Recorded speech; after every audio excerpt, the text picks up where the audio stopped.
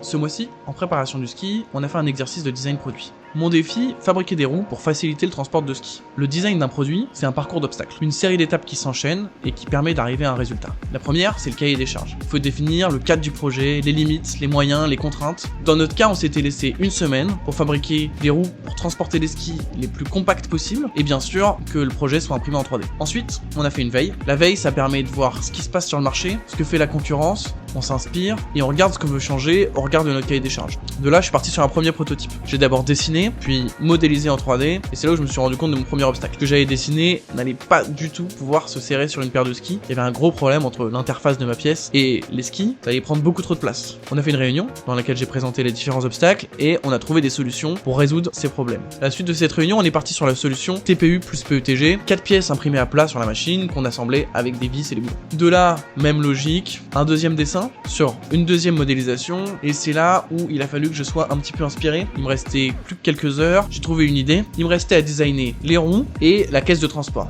Je pars sur une première idée sur les roues, fait avec l'outil de design génératif de Fusion. Je trouve le résultat pas très convaincant, donc je change de direction. Je suis revenu à mon cahier des charges et je me dis que je vais réunir la boîte de rangement et les roues. Ce qui donne ce résultat final très satisfaisant, avec toutes les pièces qui viennent s'emboîter à l'intérieur des roues.